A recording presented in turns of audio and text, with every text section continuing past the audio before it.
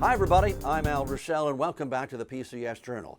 Well, February is Black History Month, and around Pinellas County schools we like to do a lot to honor the African Americans who have meant so much and do mean so much to our community.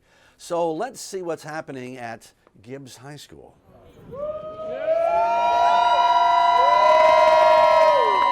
Well, for me personally, today is a very rewarding day because it's long overdue in terms of a community celebrating the legacy of a community icon, Freddie Dowles. Dowles meant so much to our community in terms of the achievement he succeeded as a basketball coach and the achievements that he acquired in terms of molding young boys, young men, into very productive citizens. To whom much is given, so much is required. He required leadership of all of his basketball players. He required respect of all of his basketball players. And he also made them dress the part.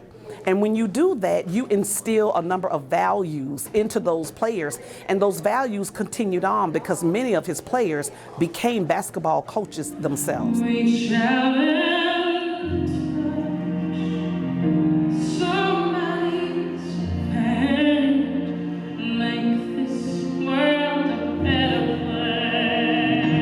Freddie is a legend, and everybody who's coached during that time, during his time, and coaches today know about Freddie Dowles. He was obviously a terrific coach, and I can speak when I had graduated from college and started my coaching career.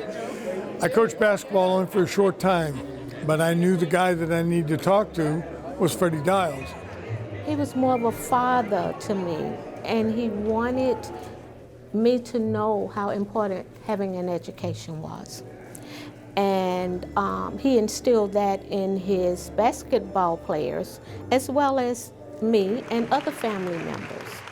This is a tremendous thrill, a celebration to dedicate this gymnasium, winningest coach in Pinellas County's history. And certainly coaches have that impact both on and off the court. Determination, grit, all of those attributes that good coaches have, Coach Dowles certainly had it. So we're thrilled to dedicate this gym to him today, and certainly people will know about him and know his name and know his impact on this community for generations to come.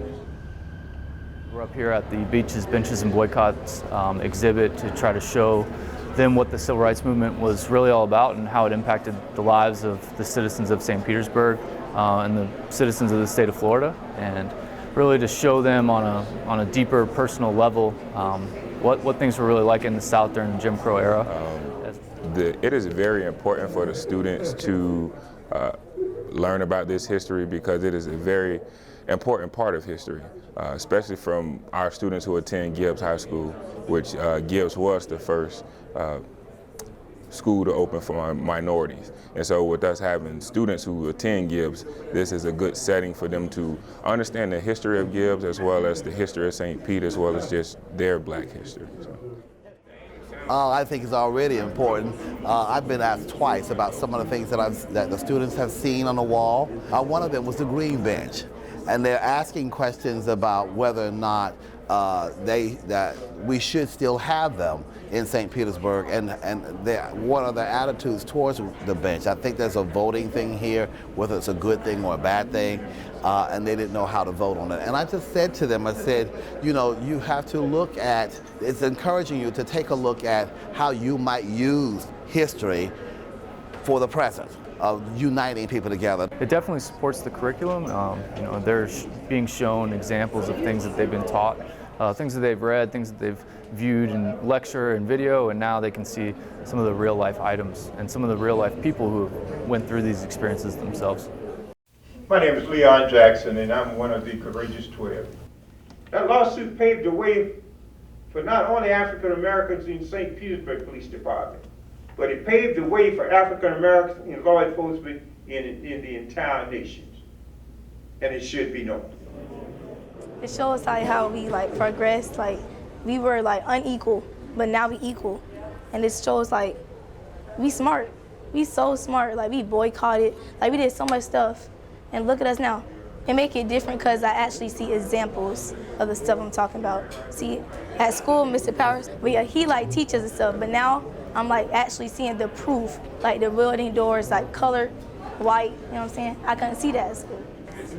It's affected me in a good way. Learning about the history of the United States, learning about the history of African Americans and stuff like that. You know, it's very interesting. Even though I already came in with a lot of background information off of this, it's nice to know. You know, it's nice to always learn our history, the roots of America and everything. So.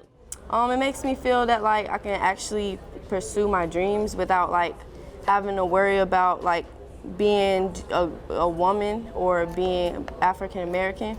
I can like freely do whatever I want to do and like focus on my future without having any like racial discrimination. And now to something new that we'd like to tell you about. Pinellas County Schools is in the process of creating something called the College and Career Centers. Boy, these are going to be so helpful, not only to students, for parents who are thinking about sending their children to college. Let's see what it's like at one of those centers, which recently opened at Clearwater High School.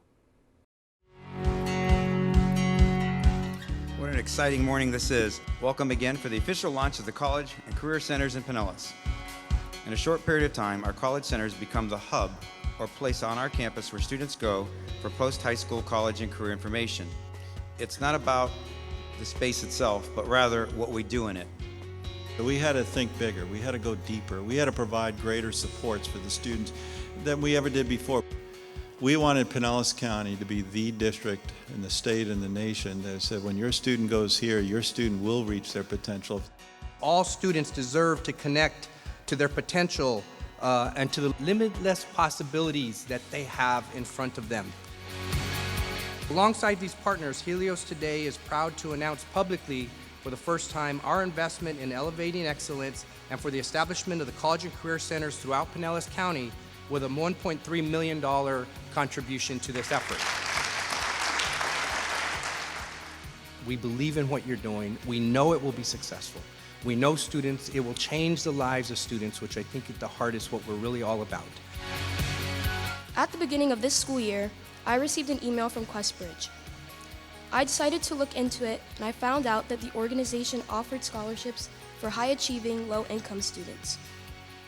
Thinking back to my time in the Elevating Excellence program and the conversations I've had with my teachers, my guidance counselor, and my parents, I knew that I had to take the opportunity and complete the scholarship. Finally, after weeks of anticipation, I got the news that I had received the QuestBridge Full Ride Scholarship from Princeton University. I'm so overjoyed that I'm going to attend such an amazing university. Without the support, I wouldn't be where I am now. And I hope these programs will continue to help students get on track to plan for their future.